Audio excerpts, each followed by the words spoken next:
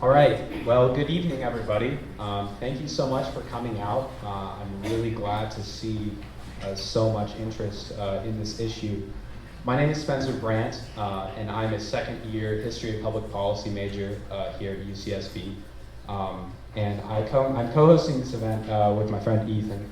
Yeah, good evening, everybody. My name is Ethan Bertrand. I'm a community organizer, and I'm also one of the directors of the Isla Vista Recreation and Park District, although I'm not representing the district tonight. Thank you all for being here so much. So I think that a lot of you who are here today had the same sort of reaction that I had when I first heard about this proposal. I'm sure that there was a lot of feelings of trying to figure out what was going on and thinking there needs to be a conversation had about this. So that's essentially the reason why we're hosting this event today, and we would really hope that we can end up having a productive conversation on the issues. Yeah, and also in this community we've seen various processes of discussion, especially through the self-governance process, and we're kind of following a similar community model tonight where we'll have some presentation to start off, and then we'll have some clarifying questions, and from there we will open the floor up for a public forum, of which at that time we'll have people line up on both sides and use the side mics. But a few things to take place before then. Thank you. So we first want to go over the community guidelines for tonight's dialogue. We've developed a few. The first thing is going to be please don't speak over anyone while they're speaking. We will have plenty of opportunities for everyone to get across whatever they would like to share. So please respect that. And in the interest of time when you are speaking, we would really appreciate if you kept your comments as precise and concise as possible. We do have a limited amount of time in this facility, and we want to have as fruitful a conversation as we can. Absolutely. And also, feel free to share how you honestly feel about anything we're discussing tonight. Also know that it can be challenging for other people in this room to do the same, so we'll go on the guideline of mutual respect for all opinions and everything people have to say tonight. And as I think I've said a couple times now, I want to make sure that we all remember that we're here to have a productive conversation. Yeah. And at this time, we will introduce everyone that we have on stage here, and then we will allow the Isla Vista Foot Patrol representatives and representatives from the Sheriff's Department to provide us with some context as to the proposed changes in the noise ordinance, and for them to share on that topic. Hi, I'm Kristin. I'm Deputy Chief of Staff for AshCon, who's the EVPLA. If you don't know what that is, that's an executive office that deals with everything and anything Isla Vista. He's currently doing an internship in DC, so I'm representing him. Good evening. I'm Ruben Cintron. I'm the lieutenant out of the Isla Vista Foot Patrol, and I was the one that came up during the IVCN meeting and informed the meeting that this ordinance was about to take place here coming up soon. I'm Kelly Moore. I'm the commander of the South County Operations Division, and I am his boss in the whole scheme of things. And I'm the one that asked him to do that, so my fault. And I'm James McKarrell, Community Resource Deputy. Most of you guys know where my boss is, and I'm not here. He is here. So if you all would like to provide some context to the proposal to change the... So, first of all, I need to apologize because of the way that it was rolled out. In late March of 2016, there was a change in the command staff that covered Isla Vista Foot Patrol. As many of you may or may not know, Lieutenant Rob Plastino was the lieutenant here and had been here for the last 3 years. And through some promotions and transfers, Ruben and I became involved in this community. We've been involved off and on in this community upwards of 30 years, give or take, in varying levels of actual involvement. But over the past several months, if not a year or a little bit more, we've been discussing issues throughout the county.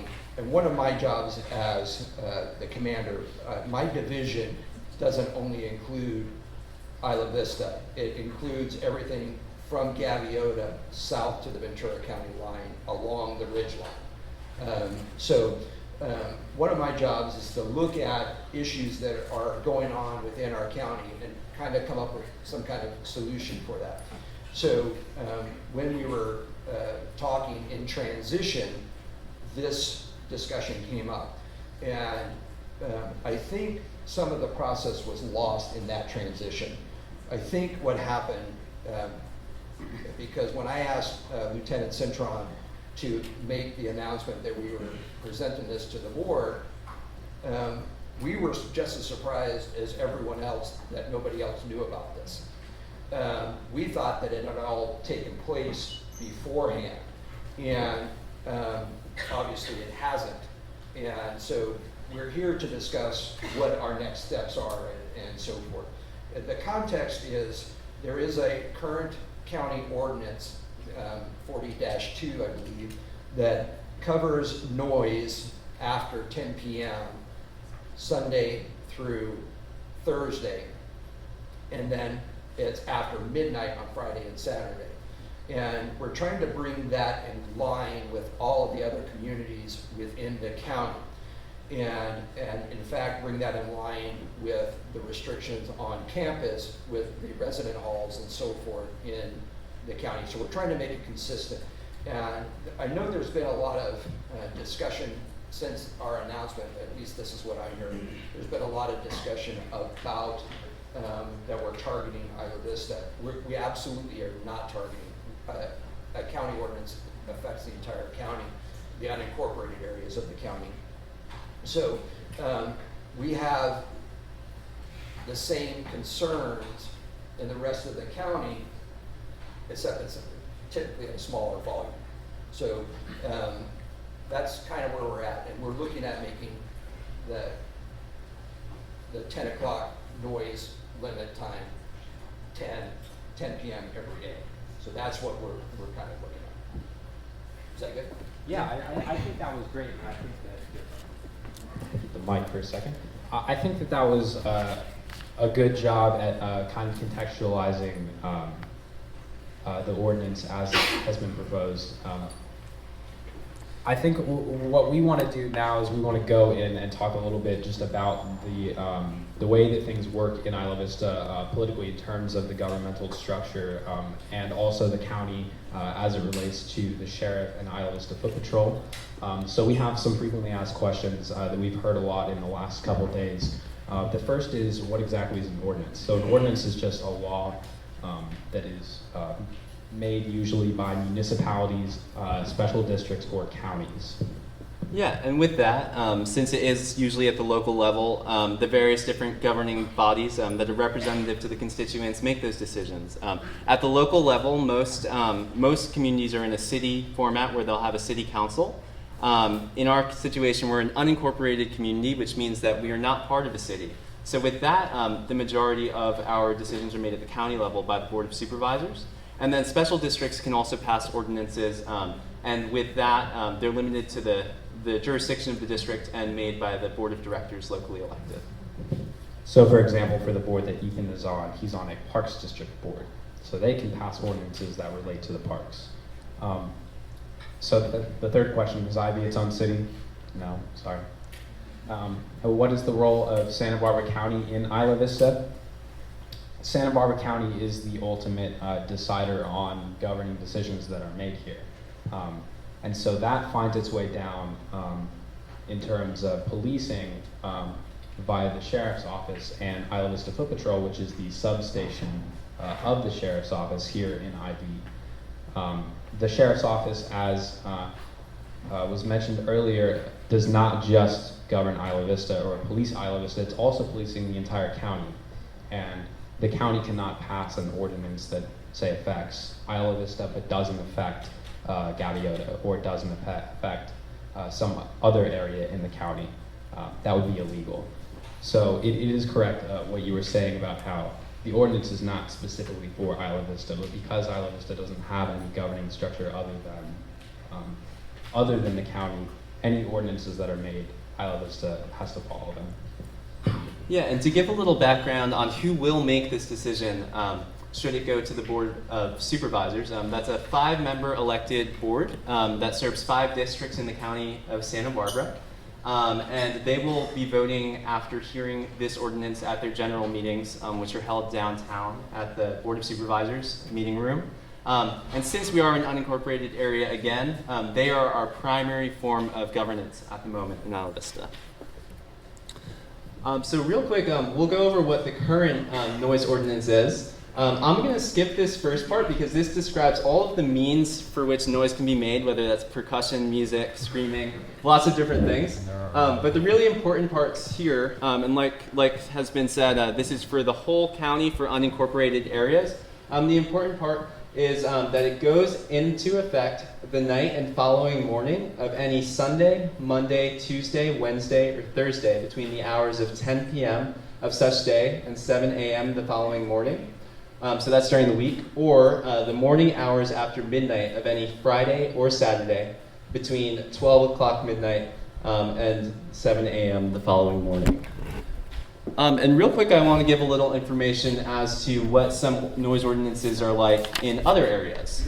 Up in the city of San Luis Obispo, which obviously has Cal Poly SLO, a neighboring university, they have a noise ordinance that is in effect 24/7, but it has 2 parts. From 7 a.m. to 10 p.m., the noise ordinance says that as long as noise is legal, as long as it can't be heard 50 feet from the perimeter line. But then every night from 10 p.m. to 7 a.m., there is an ordinance that stipulates that it can't be heard from the property line. Another area that we could talk about, the county of Ventura, obviously right to the south of us. For their unincorporated areas, the noise ordinance goes into effect at 9 p.m. to the following morning. But that is different because they do not have any large universities within that jurisdiction. One more example could be the city of Chico. Obviously, Chico State is there, and through the week, it goes into effect at 10 p.m., similar to what we have in the county of Santa Barbara. But then on Fridays, Saturdays, and Sunday nights, it goes into effect at 12:01 a.m. So we kind of want to open it up for some community discussion now. And of course, keep in mind what we had talked about earlier, just the different ways that we would like conversation to be expressed. But before we open it up, and I would say in just a moment, people can start forming lines at the different microphones if they have something to say. I'd like to give Kristin the opportunity to read a statement from Ashcon, the EVPLA, who, as she has mentioned, is in charge of a lot of Isla Vista affairs.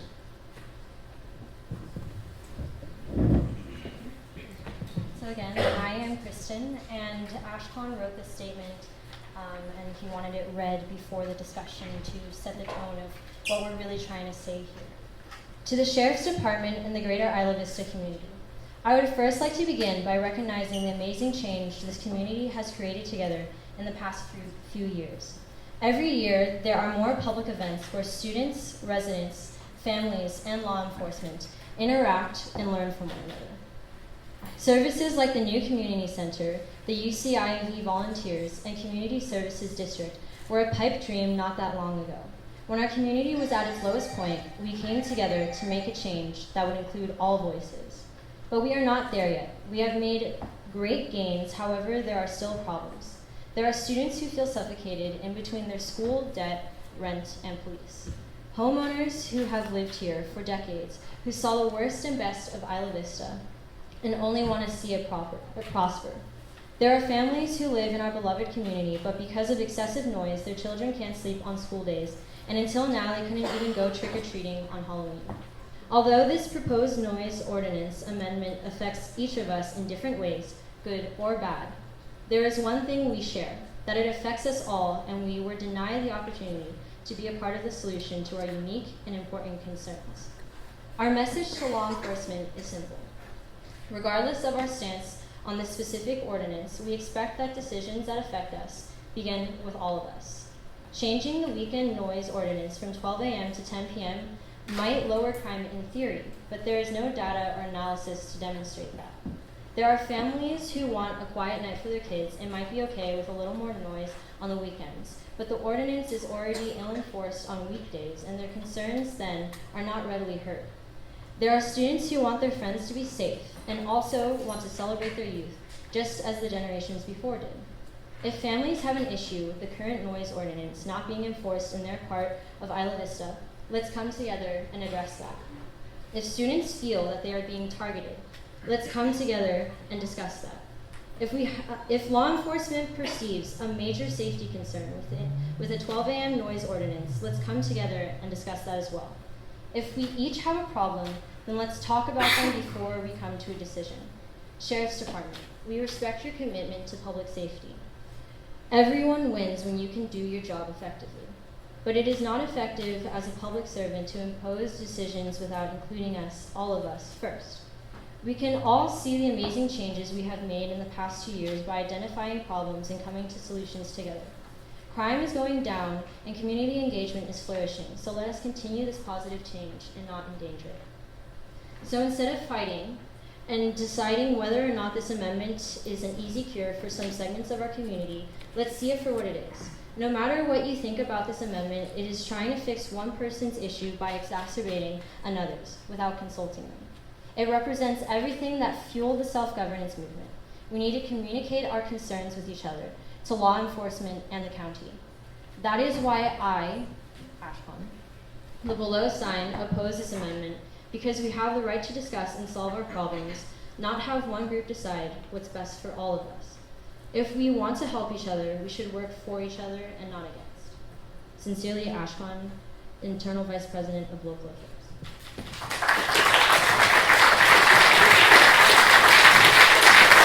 Thanks so much.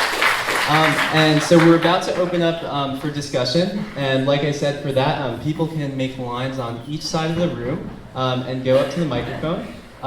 And we will begin that in 1 second. But before we begin, I would also like to say that for anyone who would like to stay involved in this and anyone who would like to stay up to date, we're going to be passing around a interest sign-up sheet just to provide your contact information. I think it's circulating back there so that we can stay in touch. And also, I've been made aware that if anyone has changed their address and not registered to vote yet, afterwards there's going to be people with voter registration cards outside. But at this point, we should get started with the community discussion. And like we went over earlier, please remember to keep in mind the community rules and just share your truth. Can I use this? Absolutely. Is it working now? Yes. First of all, I want to mention that most of us here in this room did not actually heard about this until less than 48 hours ago, actually. We actually just, a lot of us just read it on the daily Next Search. This is the school newspaper, and we're like, what in the world? But, I want to say that I don't really appreciate the timing of this amendment. And I want to tell you, I come from a rural town, and a lot of the town, they would pass a lot of amendments.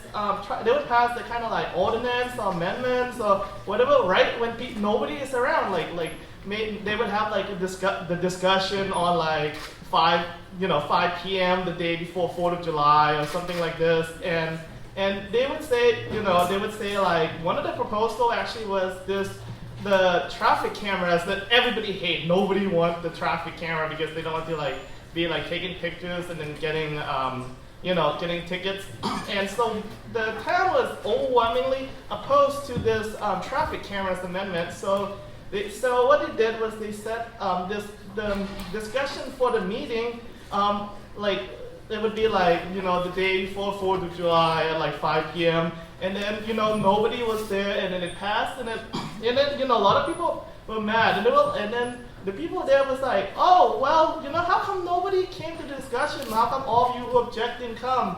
There was this discussion, and everybody there overwhelmingly said that they support the the traffic cameras, and then you weren't there, why not, right? And then And you may say, well, how is this like just similar to the school? Well, this is actually going on right when most students are gone. Like most students are actually not here.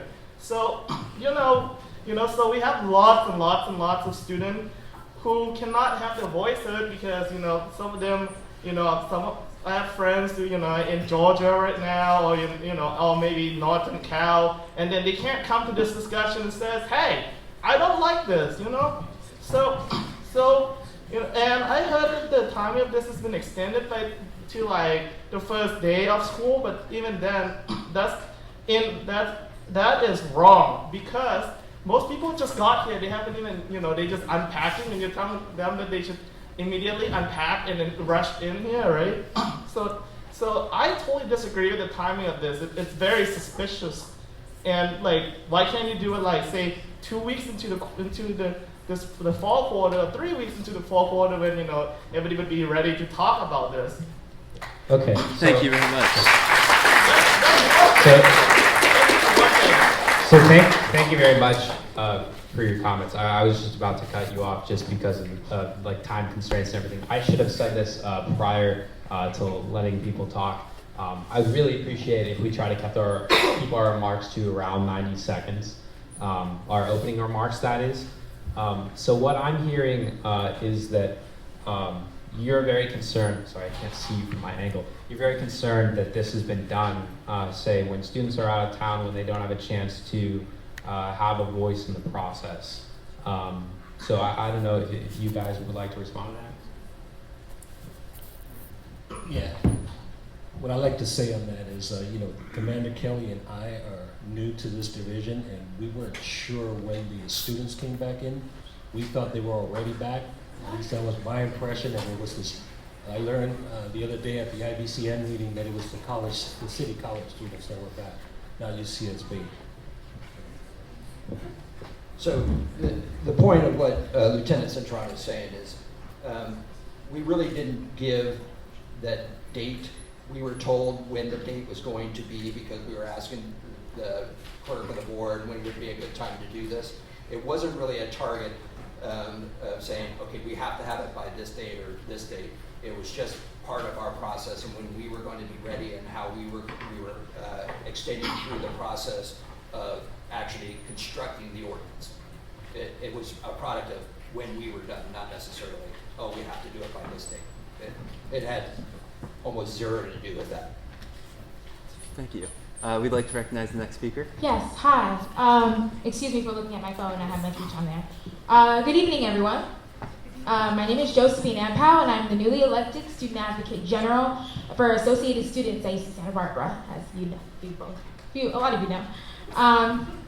I lead and work in Associated Students at the UCSB Office of the Student Advocate, so my job is to advocate for students who are in dispute with the university. I work with Ashkan, who's our External Vice President of Local Affairs, Austin Heckler, who's our President, Natalie Jordan, who's our Internal Vice President, who isn't here, and Nehad Nayak, who's our External Vice President of Statewide Affairs. So that's kind of like our executive team, just so you all know.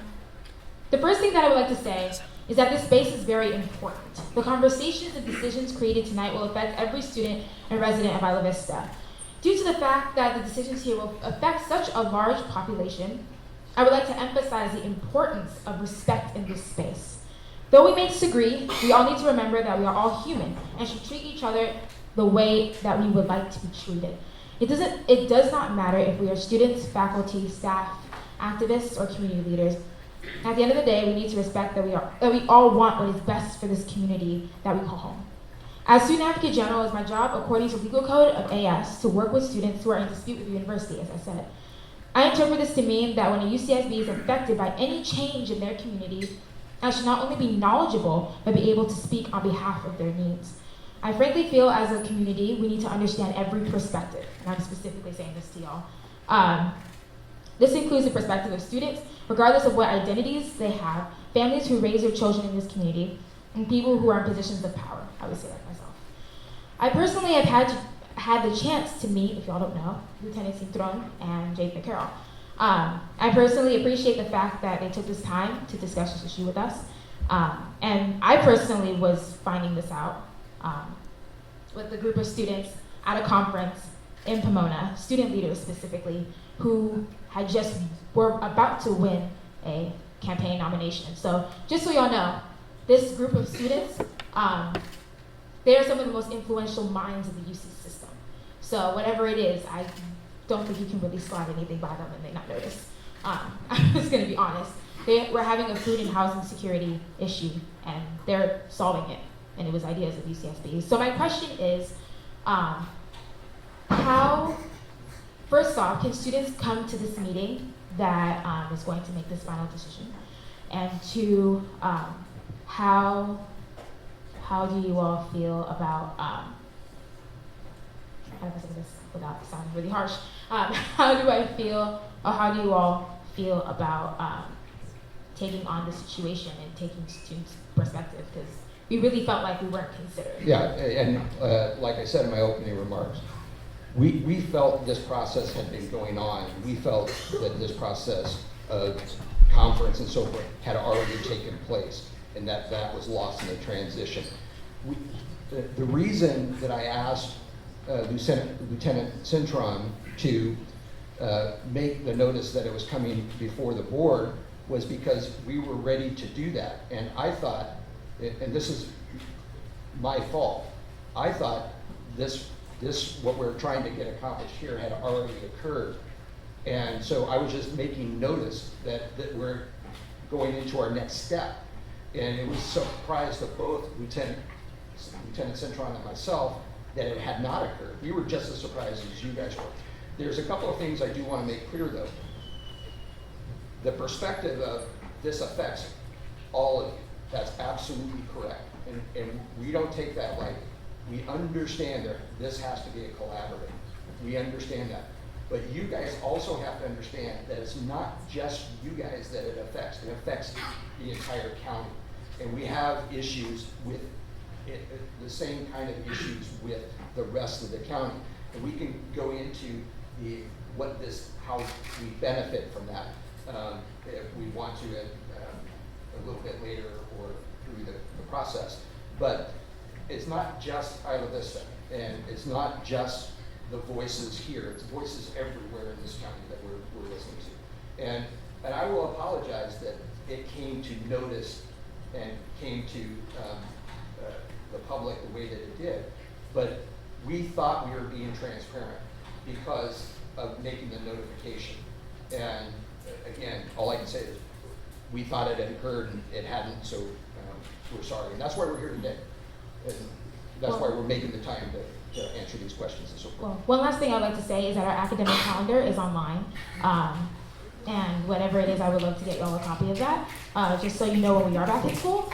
Yeah, I know. Us and SBCC. Yeah. So I'll do that for you. Yeah. No, I know it's online. Yeah. This was more, like I said, this was more of a process of we were ready to present it and we were told that was the date. It had nothing to do with. Thank you. Hello, everyone. My name is Cole Marting. I'm an off-campus senator. So I'm representing about 13,000 students here living off campus at the University of California, Santa Barbara. And a couple of my concerns. One, just the lack of transparency, and I understand that you've addressed that. I think it just hurts the relationship that a lot of the students have with the law enforcement within the community. With that said, I do believe that with this new ordinance going in place, I believe that there will be greater binge drinking in a shorter period of time. And therefore, I'm extremely concerned with the safety of a lot of students on this campus and in this community, because no one wants to see more people in the hospital. I'm extremely fearful of that. I can address that, but that's a theory that, like you guys say, it has yet to play out. We are concerned about the binge drinking. We're concerned about the quality of life in Isla Vista as well as the rest of the county. We're concerned about the number of sexual assaults that are occurring. We're concerned about the violence that is occurring on student on permanent resident, and visitors coming in. We're concerned about all of that. And I think there's, this isn't meant to increase or decrease binge drinking. That's a whole other social issue that we have to deal with. And we're willing to look at those issues, and we'll see what we can do about that. This is really about a quality of life issue all around. Thank you. Good evening. Good evening. My name is Shyam Sriram. I'm a third-year PhD student in political science. I live in San Clemente. I can hear Isla Vista plenty. I'm also probably one of the oldest students at UCSB. I'm 36. So what I'm about to say is coming from a place as someone who is older. It piggybacks nicely off what the other man just said, and that is, we have all these families on campus now getting campus tours, and they are being led to believe that UCSB is this great institution, and in many respects it is. But there's no way that those families know that every week we get emails about violence in Isla Vista. And I know you just mentioned something about this. All I'm saying is, one of the things that I study also in American politics is enforcement. I would rather we use the resources that are going to be targeting this noise timing change towards something more pressing in Isla Vista. If you're going to make the argument, that this is part of a county-wide thing, and I completely understand Isla Vista is part of the county. No one is disagreeing with that. But Isla Vista is unique within the county. And for that reason, and for that reason alone, we need to focus the resources on the sexual assault issue, on the safety issue. That should take a greater allocation of resources. The classic definition of politics is who gets what, when, and how. In this case, we need to focus on the things that really matter.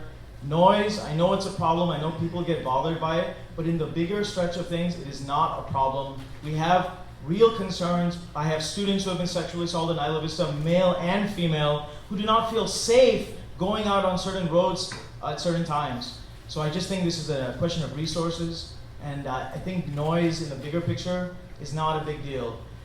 Thank you.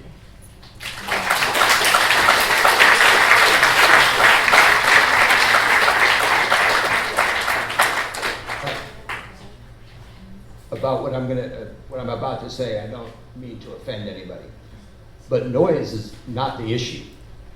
It's the environment that the noise creates, and it causes. There's a direct correlation between the party atmosphere, the noise created, the drinking, and the violence and the sexual assaults. And there's been many a study that have verified the fact that without the alcohol, without that party environment, the sexual assaults, the violence, all of that goes down. And the noise is what allows us to control that aspect of it. So that's why we're going after the noise even. And we don't get to pick what we enforce when. It's none of us have. There's not a law enforcement agency in this United States, including the New York PD, who have all of the resources that they need to get that job done. But we have to do the best we can with what we got. And by targeting things that have a better effect or a greater effect on the overall quality of life, we should do that. And that's, in our opinion, that's one of the things that this does for us. Hi everyone, I'm going to be addressing people on kind of both sides, so I'll just look this way, I guess. I'm Hannah, I'm a third year, and I was with Josephine at the conference this past weekend. I was one of a group of students that helped pass a basic needs campaign, which includes both food and housing insecurity. And something I think I want everyone here to be aware of too is that housing security isn't necessarily, just being homeless, it's also being able to feel safe where you do go home to at night. And I think this applies to students and community members in regards to kind of this discussion in that, a lot of family members, a lot of children don't feel safe going home and going to sleep. And that's a problem because basic needs is something that affects our whole community. When our whole community is healthier, then we're healthier and they're more willing to be supportive and be there for us if we need them when we need them. Secondly, I think safety also includes what we've been talking about sexual assaults and everything, but if you know me, you know that I'm a big advocate for shared governance, something I'm really passionate about. And while I do disagree with when this is passed or when this was brought up and how quickly it was brought up, I think we all really need to remember that students also that are working many, many hours to support themselves while they're at school also need to get the sleep that they need and also need to maintain a healthy lifestyle. So it's also not just about, protecting the rights of community members, it's also about keeping in mind our fellow students. So I just wanted to end with a question, and that is, what are the other unincorporated areas in Santa Barbara County? Are there other unincorporated areas? Yeah, so Montecito is an unincorporated area. There's areas surrounding Levita, not in the city of Levita. Isla Vista, many portions of North County are all unincorporated. So the Carpinteria Valley, not the city of Carpinteria, but the Carpinteria Valley. We have a pretty extensive unincorporated area. Okay, thank you.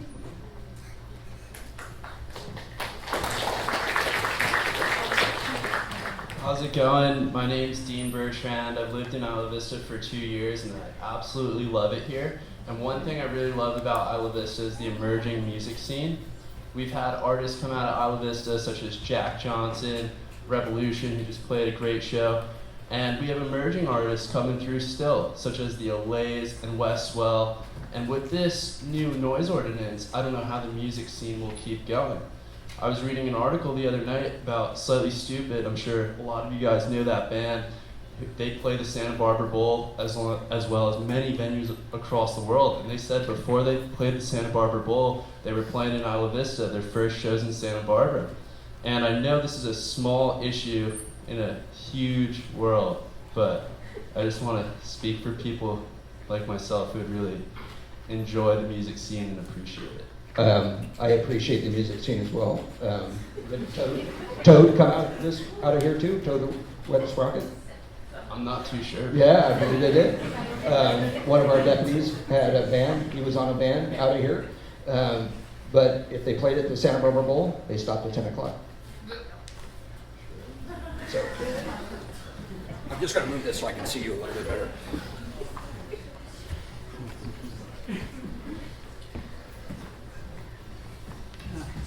Hi, my name is Sean Gordon, and I'm going to my 3rd year here. And I was wondering if the noise ordinance would indirectly affect meeting quotas, because if the noise ordinance right now is 12, and parties have been going on for maybe a couple hours by then, and at that time it starts to die down. People know that it's supposed to die down, but if you have it at 10. It's going to be kind of hard because that's when everything kind of starts. And, yeah, so I don't understand your quota part of that.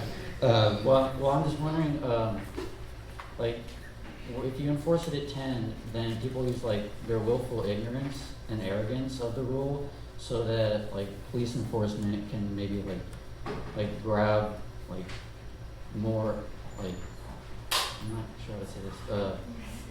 Just kind of have more respect across the county, because if it's 10 o'clock, then there's definitely going to be more complaints, more problems going on, so that our county will look better. Isla Vista will look better in front of boards and stuff, so you can get more funding. Yeah, that had very little to do with any of our consideration. We don't get direct funding by our productivity. In the state of California, it's illegal to have a quota, and it's very hard, and many agencies have already discovered this, and many more will be discovering it shortly, that the arrests and so forth are not directly related to how we enforce the laws, if that makes sense. This is really seriously about the quality of life. And you make a very good point. It does start at 10. You know why it starts at 10? Because everywhere else in the county is quiet at 10, and they have to come here to get involved in the party. And we're not saying that's true, right? But we're not saying don't party. We're just saying do it quietly. Right? We're asking you to be good neighbors. This is what we're asking. Hi, I'm Stephen Fleming. I'm 5th year. Stephen Fleming, and I'm 5th year. So just as like a question and a quick remark, it seems like you guys have been doing a lot of talking, but you also don't seem that involved with the community. Like didn't know when UC went back. So I'm actually more interested to know what Isla Vista Foot Patrol has to think about the safety hazards. And two, you mentioned that you don't remember when a noise ordinance necessitated binge drinking. I think one instance, the riots, that was pretty, the 6 o'clock ordinance really messed things up. So Yeah, so we're new to Isla Vista, but that doesn't mean we haven't been here before. Like I've been in law enforcement locally I'm going on my 32nd year. And I've been involved off and on in the Isla Vista community since 1992. So we have a pretty good idea of what's going on. And the binge drinking and the riots of 2014 was on Deltopia. And we have an issue with that. But this ordinance doesn't touch that day at all. This ordinance is, because both Deltopia and Halloween fall under a separate ordinance. So Deltopia is a unique event because it essentially starts at 10 o'clock in the morning and people drink all day. And then by the time it gets to 6 o'clock, they've been drinking all day. So will this have that effect? That has yet to play out. I don't know about that. real fast, I respect your response, and that is a good point, but we need to hear from Isla Vista Foot Patrol on the safety. Yeah, I mean, we're all Isla Vista Foot Patrol at some extension, but yeah, it's just like someone who's like on the ground. What is it right here? I just want to know like what you actually think is like the safety hazards and the risks of like having to close down at 10, because like Deltopia, it was just a bunch of drunk people with nothing to do on the streets. Maybe started rioting and making disturbances, and it seems like, yeah, I honestly feel much safer walking down DP when there's music going than when it's just dead quiet and a bunch of like drunk people.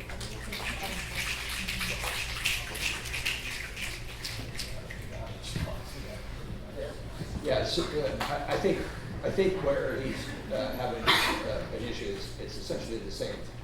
We talk on a regular basis and we understand the safety issues, and it's within the sheriff's department. It's our belief that there are things that we can do to make this community safer, and this is one of them. And it's not just about the music. If it were just the music, probably you guys would absolutely be right. It's probably a non-issue, but it's really not about the music. It's about the quality of life. It's about the safety, and it's about the things that are perpetrated or a fallout or a product of the music. And that's kind of where we're at. Thank you for your response. Yeah, absolutely. How's it going? Good. My name is Austin Heckler. I'm the student body president at UCSB. I actually have 3 questions for you. So to start it off, you mentioned that you wanted to make this ordinance kind of flush with the rest of the county and the residence halls. I'd like to point out that the residence halls don't have to be quiet till 1 a.m. So that essentially allows a group of freshmen to have 3 more hours of noise than everyone else.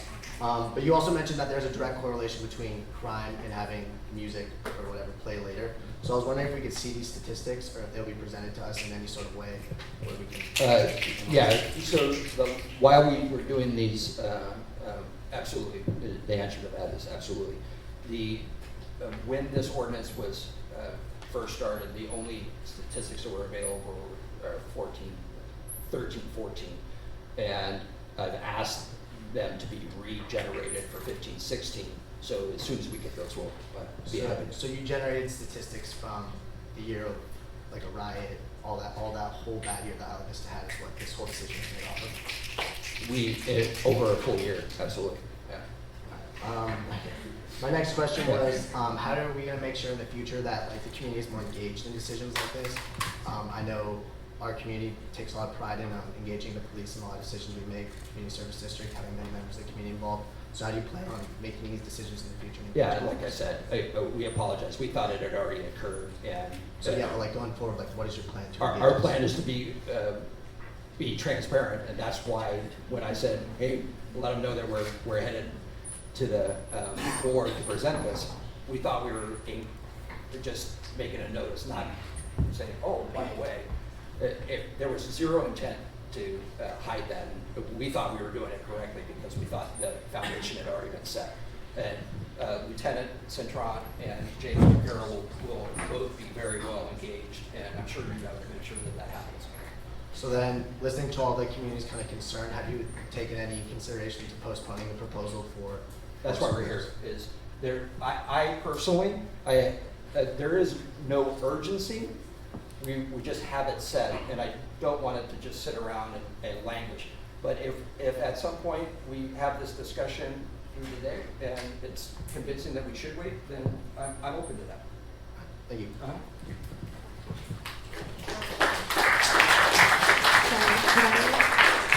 Could I just pose a question?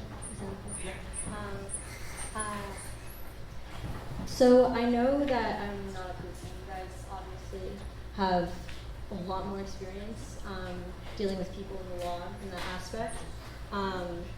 However, I am an Isla Vista resident, and I do understand that you guys, what you're trying to do is make us safer. And that's your job, and that's your true desire. It's not to screw us over, as a lot of students feel like that's happening. And you said that the reason this is happening is it's more of a blanket thing in the county. From my understanding, the sheriff's department, because we're an unincorporated community, we don't have our own individual city police department, so you guys have to deal with a lot more people in a lot more different areas. And Santa Barbara tends to be quite diverse. And you said that this is going to be a blanket thing with the 10 p.m. ordinance. However, Goleta is largely residential, and Santa Barbara is a small city, and Ivy is grouped in that. And you said that this was just general, but you also said that specifically this noise ordinance is combating the culture around partying and the noise that, like, what the culture created by the noise in Isla Vista. But I was wondering, is there any way that this ordinance won't pass specifically for Isla Vista? Is there any way that that can't happen? And are you more willing and open to considering UC Ivy, which had 80% decline in medical transport, 20% decline in citations, and 20% decline in altercations with the police?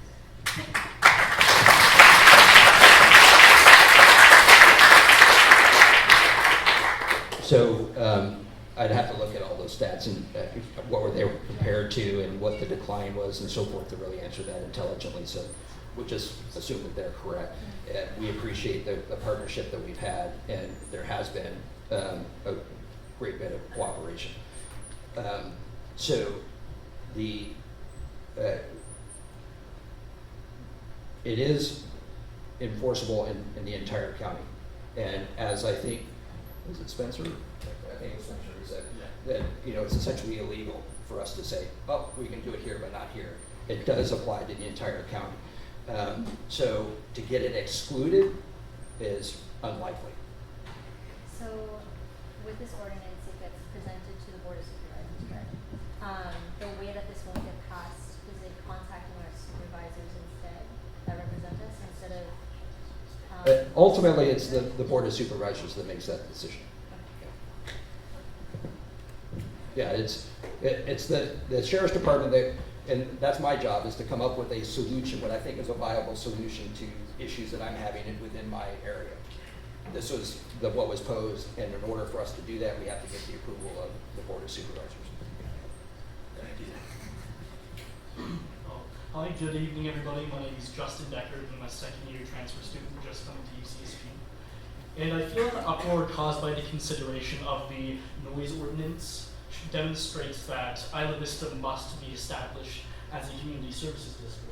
Words like consistency allude to blanket policies that don't really effectively address the nuances and complexities of communities such as Isla Vista and other incorporated communities like Montecito and other ones that Commander Moore addressed. You also mentioned how it's not just Isla Vista being affected by the noise ordinance, it's all unincorporated areas within Santa Barbara County. But this demonstrates a larger, even more systemic issue that undermines the representation of all people within unincorporated areas in Santa Barbara County. And there was also some citation of examples where noise ordinances were also put into place, like in San Luis Obispo. But San Luis Obispo only has, say, a population density of 4,000 people per square mile, while Isla Vista has one of 8,600 people per square mile. I believe that a blanket policy such as this would simply not effectively address the communities that they're being placed with. You also mentioned how noise creates an environment that is essentially unsafe. But a noise ordinance simply isn't the way of going about this. Like she mentioned, Ivy Safe has done so much more work to help reduce medical transport with an 82% drop in medical transports and a 20% drop in crime overall, all without the help of a noise ordinance. So I'd just like to ask, with all this evidence presented by the Santa Barbara District Attorney's Office, why do you believe that a noise ordinance specifically is going to help all the quality of life issues surrounding Isla Vista and other communities? Yeah, so like I said, we can spout statistics, but until I see what they're being compared to. When I talked about, there was somebody who said that there was a 20% reduction in crime. Well, when I asked what was that over, it was compared the 2014 riot to this year's Deltopia. So that's one day versus one day. And I absolutely would agree that there's been a huge reduction in the activity that occurred in 2014 on Deltopia versus what's occurred since then. So to then take those statistics and project them out over the entire school year or the entire year, calendar year, is apples and oranges. And we keep going back to the noise. It's really not about the noise. We have to do something to affect the sexual assaults, the violence, the robberies, and things like that that are going on as a result of people going to these parties and becoming intoxicated. And that's one mechanism for us. We do not think that there is nothing in anything that we're trying to do that negates or limits what ID Safe is doing and how they're helping us. We want that to continue. This is just one other tool to help us and help them and help the community, because there are people that are affected. There are people who are not willing to call because they're in fear of retaliation. They're in fear of the perception that they're the bad neighbor, things like that. And they want to get to sleep, they want to study, they want to do things without the noise, and they're just afraid to call. All right, thank you. Yeah.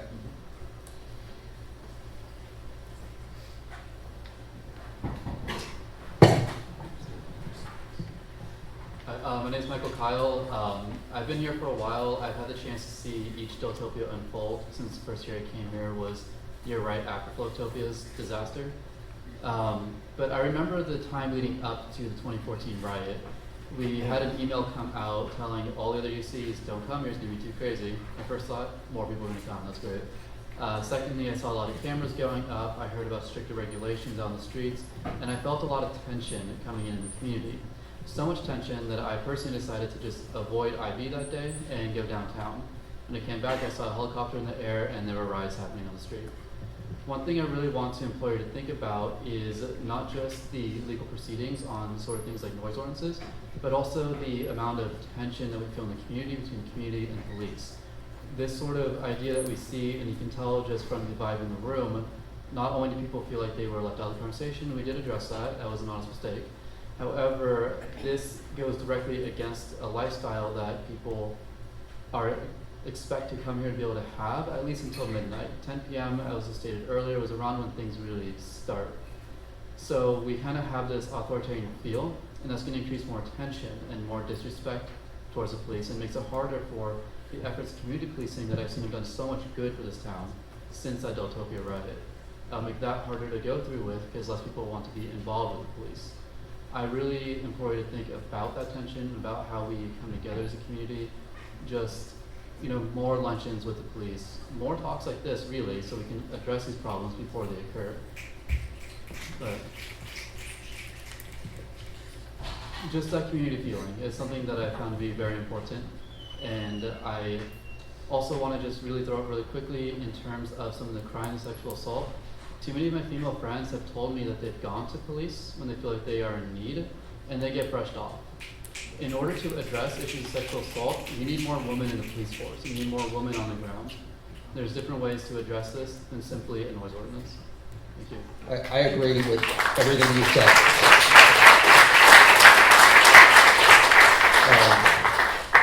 I agree with everything you said. I think the ability for us to effectively police the community requires the involvement of the community. Absolutely agree with that.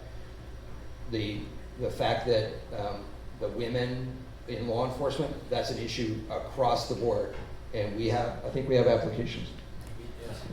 We're hiring. Yeah. We've got applications for anybody who would like it. We encourage, there you go. Anybody, especially the women, we love them all. We have like 30 vacancies we'd love to fill tonight. But it's a long process. And we can't force people to, especially in this day and age. Everyone knows what's going on in the United States with law enforcement and the perception that they have. I don't believe we have that same perception here. I could be wrong, but I think we have a pretty good relationship with our communities, and we're always trying to better that relationship. And one way we do that is in interaction with the community. And if at any time you guys feel like you need more interaction, Foot Patrol's down there for a reason. It's close. It's there for that reason. Go down and ask to speak to somebody. Ask to speak to the lieutenant. Ask to speak to James. Ask to speak to me. I'll come out. I get paid the same whether I'm here or somewhere else. So it's not an issue. If I could just throw in really quick, realize that as a diverse community, students come from all over the state, all over the country and outside. The perceptions of police are preset before coming here, especially if they come from the San Fernando Valley, where I've been in school, and police abuse is a daily occurrence. So even if you feel like you don't have that relation with some of the people here, realize what people are coming from as well, and that there's always that to climb over. Yeah, and I would ask the same from you. You're coming in with a perception of law enforcement, right? I would ask that you judge us by the way we act and the way that we interact with the community. And, I think the biases we need to drop those biases from both sides of that aisle. Thank you.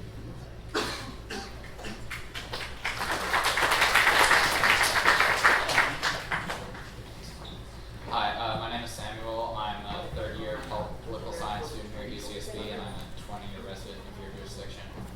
I grew up out in on Cathedral Oaks, out that end of Goleta, and I just want to say, having heard about this through social media here at UCSB, I reached out to friends and family who live in Goleta, friends of mine throughout the high schools in the area and their families. No one's heard of this. No one's aware this is going on. It's not that it was a NIST on regards of UCSB being back or not. This has not been publicized to nearly enough of an extent. Moving on. We've addressed the issue of safety. And in my time in this community, I've seen kind of the push and tug between law enforcement and the residents here in Isla Vista. I'm a second-year resident now, of the noise ordinance and us willing to have policing of our properties and for you to be willing to police us. And as the noise ordinance has happened, I've seen Isla Vistans go to lengths to protect their properties, to limit noise from getting to the street. And in my experience, I've seen those same protections cause health and safety issues for the people on the property.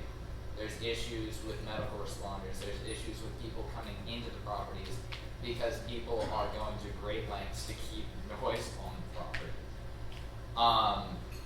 I feel like we can't address Isla Vista as the rest of the county. There's a reason that the legislation as it is now addresses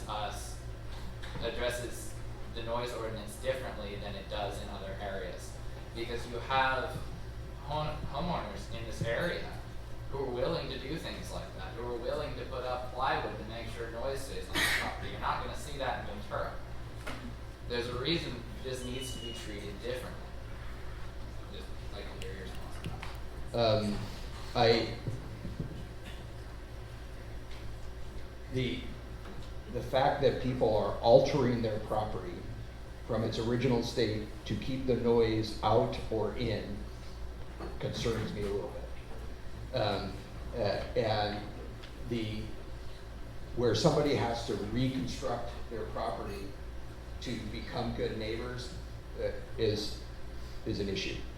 And you know, there is a huge density of, I'm sorry, I forgot your name, but 8,600 per square mile.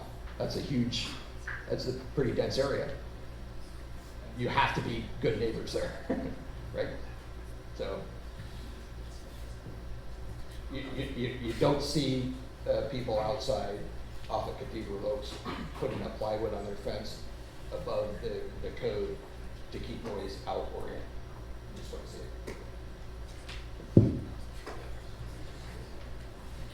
So I really want to thank everybody for coming. It's great that we're all engaging in this community forum. And one topic that has been strangely absent from discussion is specifically the long-term renters and how they feel about this discussion. I know a lot of people have been using the long-term renters and the families as a bargaining chip to support the noise ordinance, but I want you all to understand that there is no, we are having an ongoing outreach, and we cannot speak for the families that they're for or against this. I've speak to families that have had a big problem with the noise and are in support of the ordinance, and I've had families that don't want the noise ordinance to go through because that means people are going to be partying earlier, and if their child is coming home from some youth project at night, they're going to be exposed to the partying and all the drunken rowdiness. So I want to urge you guys to, if you want to reach out to the families along with me, I'll be here. I can connect you to the right people. And yeah, we need to keep the families in the discussion. And I'm curious if you guys are also planning on doing outreach, talking to, for example, the IB Tenants Union, Isla Vista Youth Projects, these organizations that have these connections to. Anyone who wants to talk to me, I'd love to talk to them. But as a officer and a member of the community, are you personally going to be doing these outreaches? Because it shouldn't fall on the onus of these, particularly like undocumented folk, and they have language barriers and a lot of barriers. And frankly, they are afraid of people in badges considering their status as undocumented folk. Yeah, it shouldn't be their responsibility to go to you.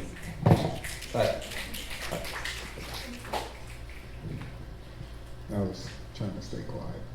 Okay. So I've been here for a year, and I hear all your concerns. I'm very familiar with the youth projects.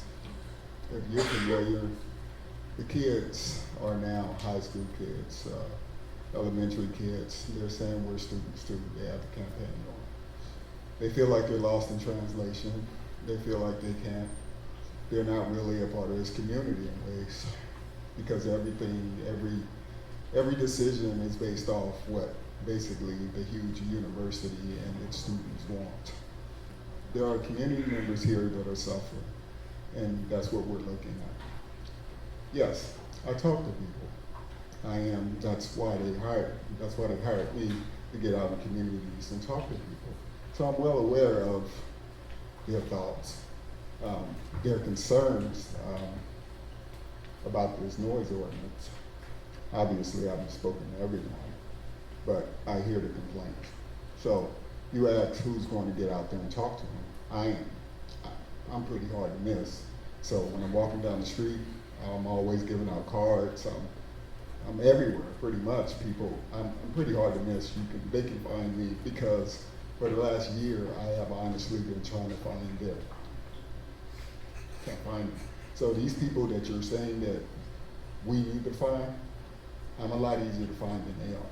Because I put some time in, quite honestly, and I would love to sit down. I'll come to a house, I'll come to a party, I'll come to a Titiata, whatever you want me to do, I'll come. Because that's my job. So produce these people, and I'll be there, I promise. Thank you.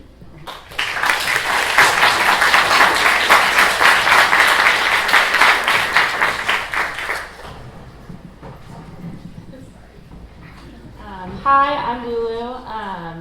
I live on the 6-8 block, so I'm few and far between as for like a student who also likes to go out, likes to go to bands.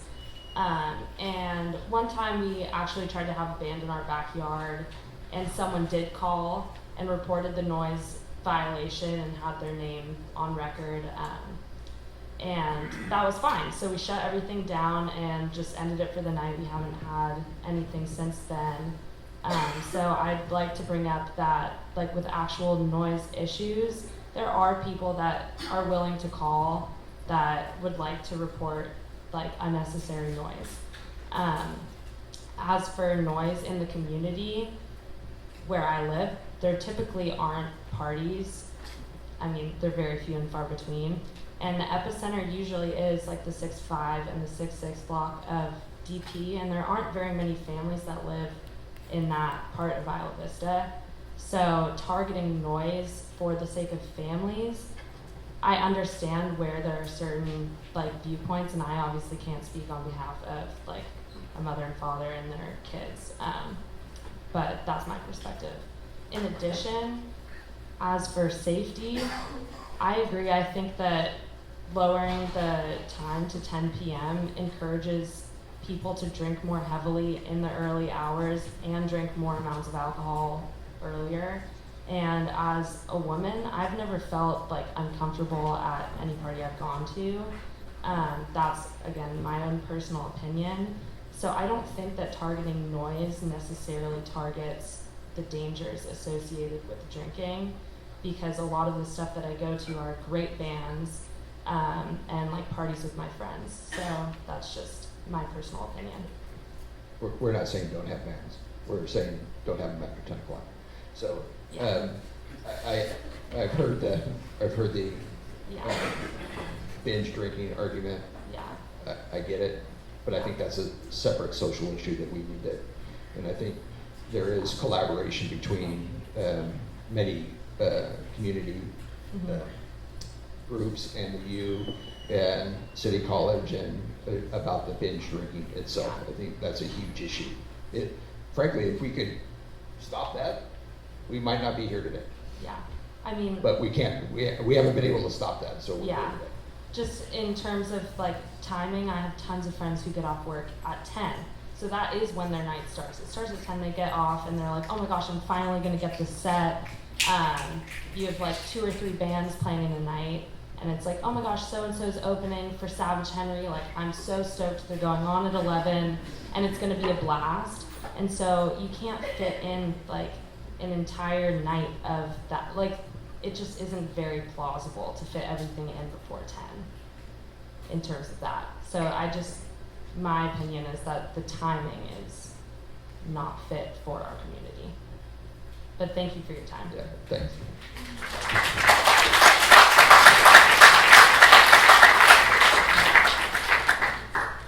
Hi, my name is Kim, and thanks for coming out to talk with us. Anyway, you said that the noise has a correlation with crime and stuff, right?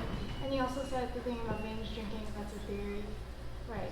But we're not going to stop partying. We're college students, that's our culture. Even when there's a noise ordinance at 10, that atmosphere is still going to go on. It's just going to happen before 10. The binge drinking is a theory. Yeah, it is a theory. But the partying is still going to happen at 10. The crime is still going to happen just around 10. That's where it's going to stop. So I just want to know, like, if it's not about the noise, then the crime, like, why aren't you addressing the crime and not the noise? We are. We have statistics. The current statistics that we see are most of our reports. I don't have the current for this year. I have the ones before. Right? So those are very telling about what times things occur. And they're literally between 10 and 2 o'clock in the morning that those crimes are occurring. Right, that's because the parties are happening right now, and you're taking the statistics right now. If I don't know, All right, like, yeah. also something about you said you can't follow the statistics from the Santa Barbara district that we have like heard that she was talking about. But you specifically said that you were gathering data from times when the riot was happening, when like the crime was a lot higher, and now it's changed. I don't understand. Well, let me explain that, because as I understand it, the statistics that are being stated are for that day, one day out of the year versus that same day a year later. And I would absolutely agree that there's a huge reduction there. But if you, I'm sorry? Like 20% drop. I'm sorry. 14 to 60, it's 20%, like over the year, not just Delta. Because of the Deltopia ends? I don't know. I was told it was. So that one's actually a total drop in all crimes over Isla Vista's area, the Boston's area. Yeah, I'd have to see where that data is coming from. Right. This is not the place for that. It's the DA just published a report some months ago, and that's what it said. Okay, I'll have to look at those because I disagree with those. So I'll have to look at Okay, those. well, you disagree with the statistics, Yeah. that's okay, but, or I guess it's fine, but I don't know. Yeah. So also, sorry, I'm kind of scattered, but anyway, you said, someone's brought up a good point about the music culture in Santa Barbara, and I personally, I'm not like more of the, alternative, a lot of people have been talking about the bands, but it's not just about the bands. It's a lot of the DJs, a lot of upcoming DJs have been playing here, have been developing their music, they play for our parties. It's not Santa Barbara Bowl, it's the students here. And like, they have a huge, like, Jack Johnson, and like, who else? Steve Aoki, Stokey, like, he DJ'd for us, and he developed this, like, we have our own music subculture. We have Louis the Child, who recently played in Coachella, who came here to DJ for us at the parties, not at Santa Barbara Bowl. It's a whole culture here, you know what I mean? That's just like what I wanted to say. It's not just about. Okay, so let me ask you, if the party culture is still going to occur, and it's going to, the binge drinking is going to be increased because of the time frame that I'm not saying that. I'm just saying that. I thought you did say that. No. I said that the music. There's a lot of music culture going on, and it's related to people dancing.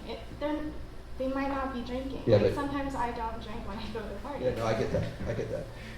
But I thought in the previous statement that you made, and I'm going back to what you said earlier, that the crime is going to occur.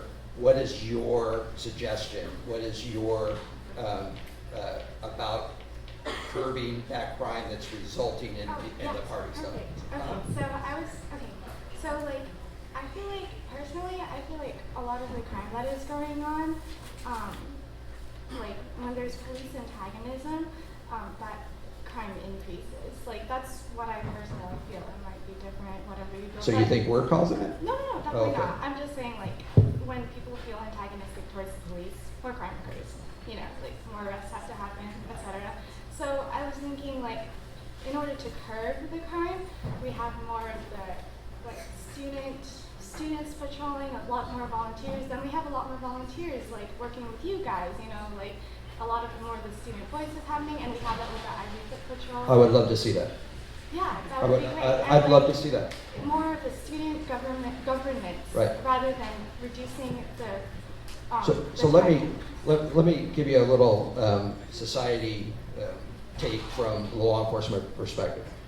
We are not the solution to your guys' problems. Never have been, never will be. And it's the failure to solve the problems that I get involved with. And I would love to have all of the volunteers, all of the students police themselves. But it's the inability or the failure once that occurs that we have to have some way to come in and do something there. Right. And that's what we're asking for. Okay, yeah, and I just feel like reducing the time back to 10. I would love to have all of you guys volunteer and keep a lid on it so I don't have to do anything. That's just a suggestion. I'm just saying that like reducing the time to 10. We're still going to party, the crime's still going to happen. I feel like just governing the crime that's going to happen, like keeping a tighter hold on that's like the better way to do it. I need your help to do that. Of course. Okay. Thank you. Real quick, everybody, we do only have 30 minutes left, so from this point on, we're going to have to restrict comment to only 2 minutes tops and a response. But I'm sure we can continue the conversation afterwards. We rented the room, so we have to be out by 8 p.m., unfortunately. So cooperation with that would be much appreciated. Thank you. Okay. Hi, I'm going to go really fast. My name's Maddie Yake. I'm going to be a senior at UCSB, and I just wanted to share my perspective on this situation because I think that the most valuable thing that I've learned in the past year and that I've grown as a person is to look at things from another person's perspective that I don't agree with. And so I just would like to share my perspective and then ask a question at the end. I have a job, an internship, and I go to class. This is all in the summer. I wake up at 6 a.m., I go to work at 8, I get home at like 7. I eat dinner, and I'm literally not done doing life until 9. If I wanted to go out and look pretty and like feel good about myself, I would not be ready until 10. And so like either I could come home and be like, oh my gosh, gotta get all ready and take shots while I'm getting ready because I want to go and get to the party and be at everybody else's level, or I could not and go to the party and have 2 hours and be like, hey guys, like it's me, I'm here. And I find myself a very responsible person, and I don't drink every time I go out, and I don't go out that much. But that is how I am, and I'm like in the median. And so everybody else who, I've gone to events that have like the consumption of alcohol has had to stop at like 8:30, and I've had to take like 7 shots in like 10 minutes, and it's been the worst day of my life. And that's the culture that we live in, and it sucks, but that is our culture, and unless you're going to target a cultural change, doing rules is not gonna help. So say I have a party, and I'm throwing a party, and a policeman comes to my door. I have a great respect for the police. I really think that, you know, whatever, I think that you guys are doing a lot, and I don't think that people should be blaming you for stuff. Okay, hold on. And you come to a party and you're like, I'm gonna give you a $500 ticket for your noise violation, and you're 21 and you could get a distributing minors and all this other bad stuff that would ruin my future. I'm like, oh my god, get out, everyone. And everyone disperses and runs and drunk in chaos and confusion, and girls go home with guys that they're not supposed to go home with and all this stuff. And it's like, that's what's gonna happen if you make it 10 o'clock. And that's what happens on parties on the weekdays. And like, what are you gonna do about it? Like, are you gonna stand outside and arrest all the drunk girls that are walking out? Like, are you gonna help them get home? Like, that's what's gonna happen. It's like, everybody knows it. Okay, yeah. Like I said, I think there's a bigger issue here than the noise ordinance. It's solving the problem by drinking 7 shots so you can get up to the same level. But I get it, and that's the culture that I think we need to start looking at.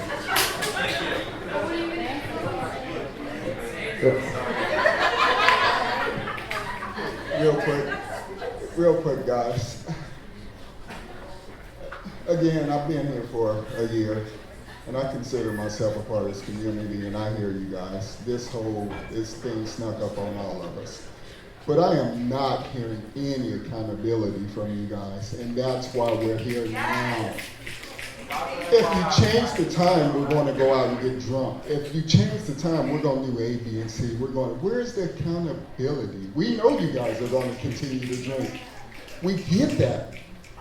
But if you guys were responsible and we didn't have to step in, we wouldn't be on this stage right now. I hear all these stories about how great life is in IV, but you guys aren't at the foot patrol station having to talk somebody through a sexual assault. You're not there having to explain all these serious injuries and deaths to their parents because someone thought, I'll take 7 shots in 7 minutes and I don't know the consequences. It sucks. It really sucks being us, and that's why we're here. If I heard a little more accountability from you guys, like, you know what? Maybe we're going to try and get it together. We're going to show you guys that we can police ourselves, like the UCIV. Sweet deal. I love Halloween. I love Deltopia. They're getting out there. They're doing something. Then maybe my bosses won't have to feel as though they have to do something to change the culture, to make you change the culture in IV. So let's stop with the it's your fault, and let's start with the how can we make our community better. Please.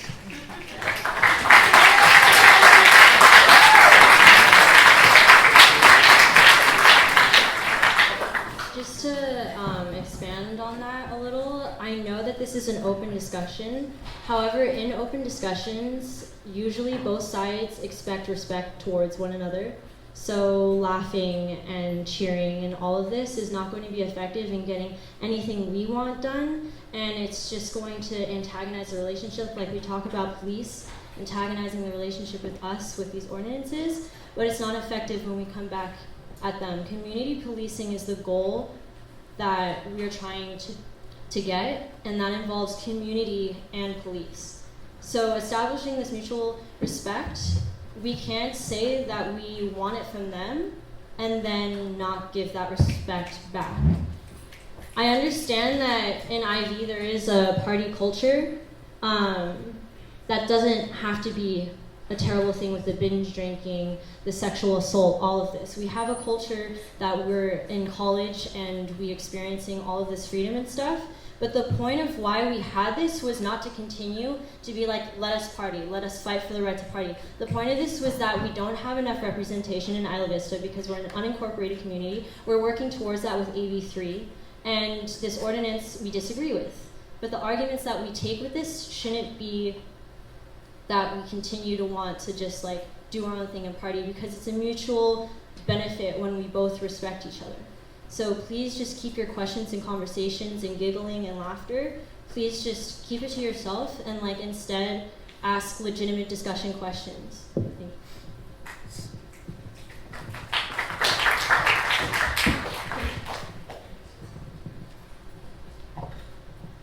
Hello. Hi.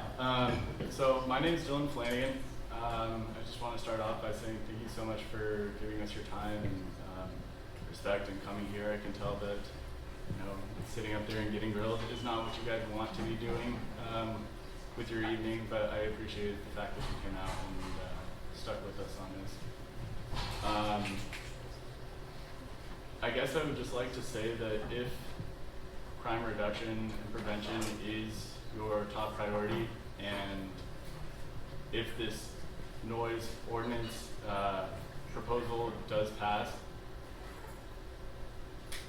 are there going to be other things, other ways that you allocate your resources to approach this problem? Because honestly, our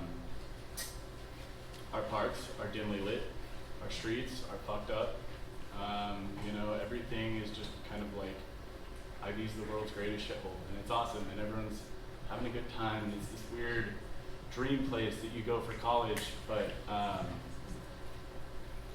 you know, I think there's a lot more that could be done, resource-wise and attention-wise, and just a little piece of anecdotal evidence. I don't mean this to be an attack, but I've noticed that during the day there is very lackadaisical kind of, you know, just everyone's going through it. It's really nice out. I remember last year there was a party at my house. We tried to kick everyone out. It was during the day. We called IV Foot Patrol and said, this girl is literally hitting and assaulting our girlfriends and like trying to beat people up in our home.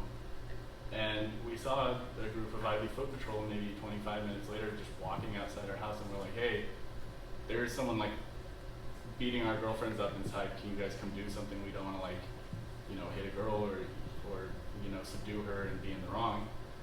And they were like, oh yeah, I think we heard about that. Just walked over.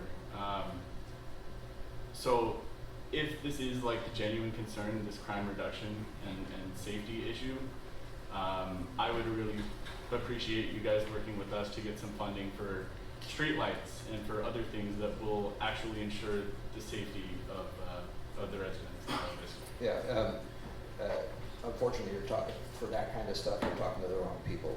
You know, as we stated earlier, politics is the application of, or the decision-making process by which somebody decides who gets what, right, and what resources. We deal with the law enforcement. Somebody gives us our resources. We don't get any say in that. That being said, we can voice an opinion or take your concerns to the people who do that, and we can absolutely bring that to their attention. But beyond that, we have little control other than saying, look, this is what we need to do to help the whole situation. I will tell you that the way and the work that's been done on Isla Vista in the last 5-10 years has been remarkable. There's been a lot of improvements. There's been a lot of lighting improvements, street work done. I think they're doing sidewalks and stuff on DP. Yeah, so that's a work in progress. And I think the board has recognized that there's a big need for that. I think that's going to be one of the primary goals for the community service district, is to get that kind of infrastructure going and so forth. So I think that's where you're going to get your best bang for your buck, is doing that. If you have a specific issue, let us know. We'll see what we can do to help out there.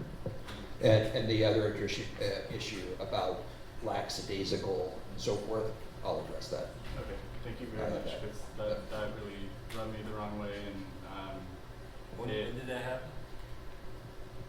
Spring quarter, so like in the last 4 to 6 months.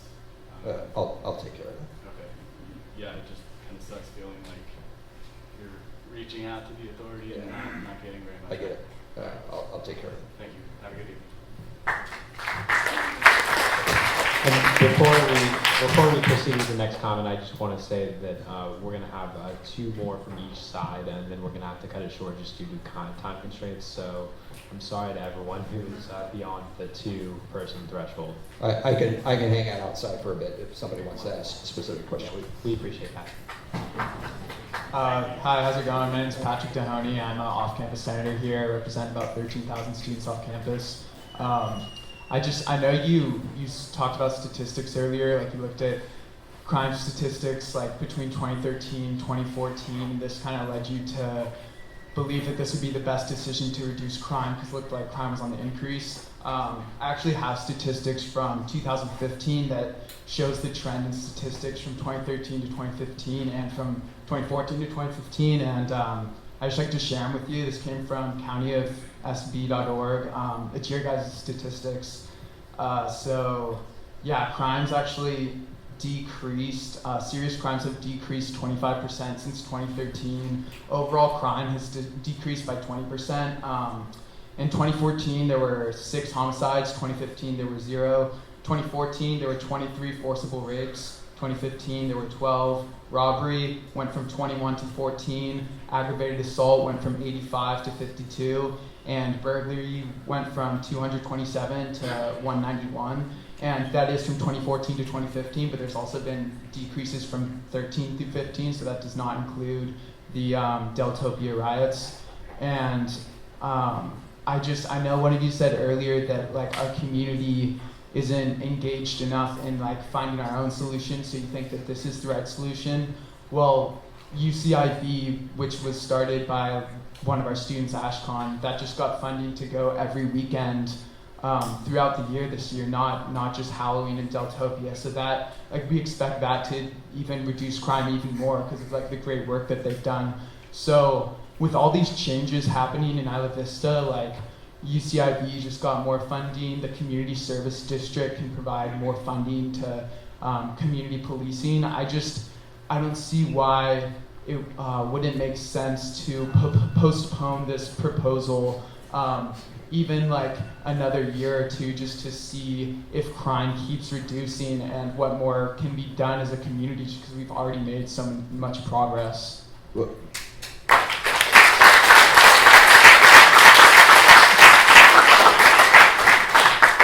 let me ask you this, and the UCIV and so forth, I absolutely, like I've said before, we need that kind of involvement and interaction in our communities.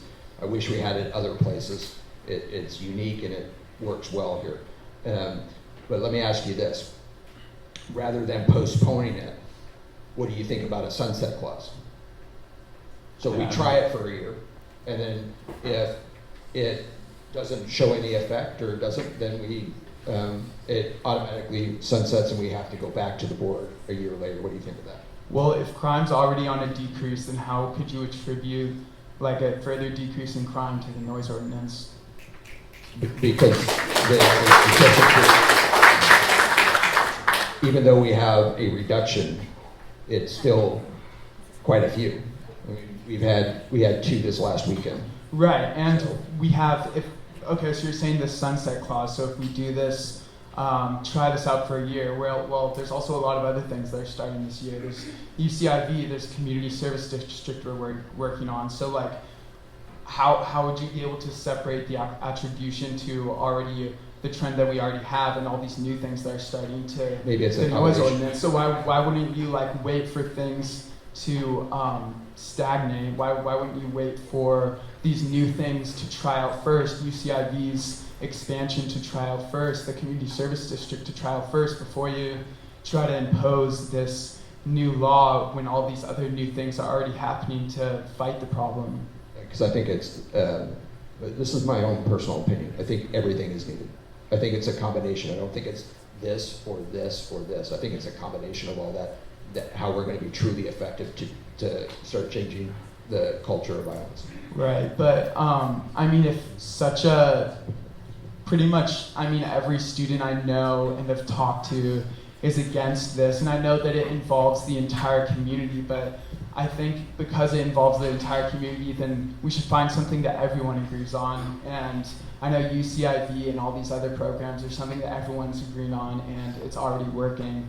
So yeah, I would just really like to talk to you and hopefully work out possibly, extending this proposal. Well, thank you.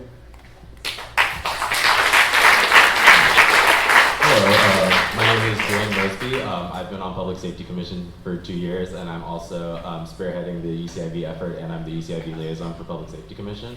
So I'm speaking on behalf of the program and its previous success, as well as other alternative programs within the area.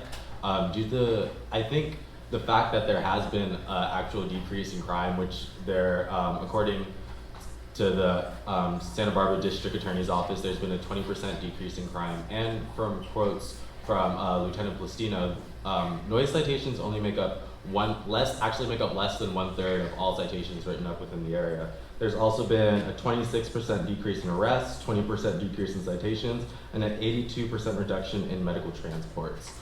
And I think this is all due to the community having greater desire to push for us to develop and to protect ourselves. We want to ensure that people, students, long-term family members, and a lot of the Latinx families with the community are having proper communication.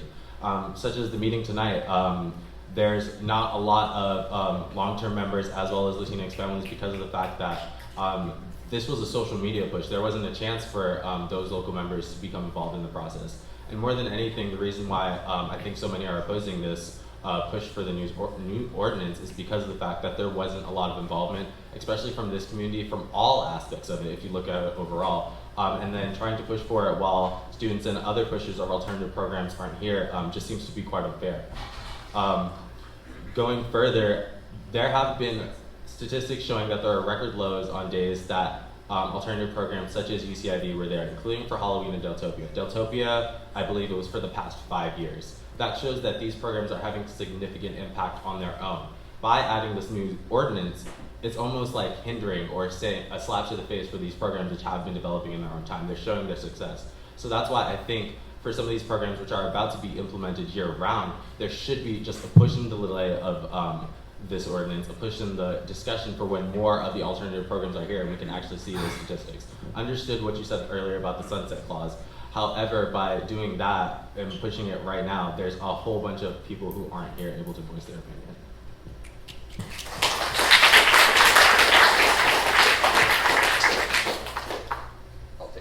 consideration, I guess. Like I said, I'm not going to argue with the success of UCIV, but also understand that that success is largely due to the festival ordinance on Halloween and Isla Vista, or Deltopia, where that stops at 6 o'clock. To clarify, the record low was for when we were there. There was a rise prior to the time that alternative programs such as UCIV weren't there. And that's largely due because one of the responsibilities of UCIV is to go door to door to warn people of the ordinance and to ensure that they're not letting people who are from out of town spoil the community. I think it's, and what I mean by that is it's not the success of one or the other. It's the success of the two of them combined, is what I'm saying. I agree, and that's why we've been working largely with ID Foot Patrol and UCPD to ensure that we're both coinciding. However, even though this is from coming up from higher up in them, and for them to also be last in on the communication is also very disturbing to us who are living in this community to not know what's going on and to have to find out through sudden channels and suddenly get things together. As you can see, in the very short amount of time, a lot of people came here because they were highly upset about this, which begs to question how in what process are these ordinances developed? Like, who are you bringing in on this for student and family? Yeah, like I said, I apologize for that already, and we are going to do better. There's no question about that. And I truly believe this was an oversight by transition of the. What happened is a rare occurrence for the Sheriff's Department and the community of Isla Vista is that the entire chain of command changed at the same time. So there was a lot of us that were coming into these new positions for the first time, and so we didn't have any of that institutional knowledge and so forth. So I think that's the reason that this occurred, but we're going to do our best that this doesn't happen again. Awesome. Thank you very much. Alright, so my name's Is there any way that I can speak? Because I came here with this whole idea, oh, I'm getting to hear multiple perspectives, but I've been hearing the same thing on the mic, and I feel like I personally have something to offer that won't be redundant, because I'm personally already over a lot of the comments that have been made. Is there any way Can you please wait your turn? Yeah, you can clear speaking waiting in line. Yeah, People have been I waiting feel in it's line kind to of rude speak in an interrupt. orderly fashion. I'd appreciate if you let him speak first. Alright, so alright, thank you. Alright, so as I was saying, you told us that you were not really hearing any kind of ownership to our responsibilities, saying that we were taking responsibility for pretty much the crime that was occurring in IV. But I think it's pretty clear that based off of the statistics that we provided and the programs that we're implementing this year, that we're clearly taking responsibility for our actions. So I feel that through this, and on top of the numerous kind of occasions of discontent that we've expressed this evening, we should not really implement this, because as an authority or officers, you guys are here to service the community, right? You guys are here to kind of represent the community and protect us. And being that we've improved, I think the need for further advancements of authority are not really needed. Okay. Was that a statement or a question? No statement. How's it going, guys? Thanks for talking to us. I want to take us in a bit of a new direction, and I wanted to know what you guys think. Obviously, IV is a very unique place in a ton of different aspects, but also economically. A lot of our business and the employers and the actual people who own businesses in our community own restaurants or other late night service oriented things. How do you guys feel that basically shaving the prime time of 11 o'clock to 2 a.m.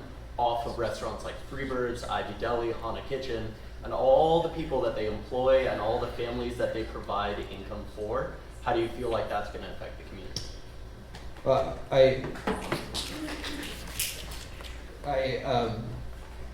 There's potentially an effect. I'm not an economics guy. I don't know what that is.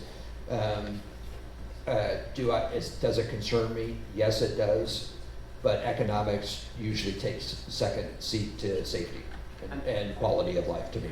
and you guys mentioned you had an entire chain of command shift recently, and you all mentioned, although you've experienced IV, you haven't been here on the job for all that long.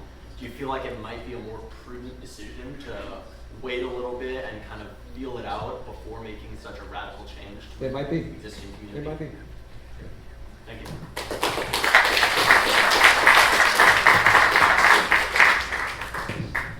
Well, thank you all so much for all the public input that has been. We have been hearing the same nonsense. The reason that we're ending the event is not because we don't want them to talk. It's because we have to be out of the room. Like, we do not have the room for that long. We unfortunately do. We'll be happy to. Excuse me, can I make a statement real quick? Do I get to make this statement? All right, now I'm gonna need all these college entitledized students to check themselves on some gentrified land that don't belong to them. That's the first thing. All right, you come here for 4 damn years, you feel me? And there's families that stay here and work their ass off, that struggle with waking up, that struggle with taking the kids out and worry about their kids going out to walk around because there's some drunk fools everywhere and there's no accountability. Homie, I'm from Stockton. When it's past 10 o'clock, I see cops come in and shoot at us, bro. And y'all trying to be worried about this? Yeah, my thing is, your right to party, really? like, honestly, no. If you're here to just demean the people, I'm gonna sit here and be honest, because look, I don't see a lot of the families and people that I advocate for here, you feel me? So, y'all running for the Ivy, y'all gotta represent everybody, all the undocumented families that don't get to come here because they're scared to be here, all right? All the teachers and the children. I understand, but people gonna party regardless. I've seen this culture here. We have a strong rape culture here, a strong one. A drunk culture here. We're under Title IX investigation, and you're telling me that, we can't party, so this is no. There's a lot of things that need to be changed. But for me to see that students finally got together over this shit, regardless of the death of somebody recently, of last year, regardless of the racism that's been happening on campus and climate change, and y'all now decide to get together? Is it weird to me that I have damn near fights and people that were saying build a wall and shit just recently? And people were coming at me sideways on campus? And y'all work? No, for real. This is very interesting to see how some of y'all work. Y'all come when it's convenient for you, not for all the people. I'm gonna need y'all to work on that, for real. If you wanna talk about community, everybody's gonna have to be together on this, right? Right. Then Thank you so much for your comments. We really have to move on. We really appreciate it, and we'll be outside and more than happy to speak to you. We do really want to continue the conversation, and I said to everybody. You clearly don't. We have 10 more minutes. We unfortunately have to take everything out of the room, but thank you so much. Everything out of the room. It must be very hectic. Would you like to help? So thank you, everybody. In closing, next steps. Please contact your county supervisors. Talk to people about the decision that will be made next month. Also, James McKarrell will be outside to talk to everyone. Thank you so much for coming.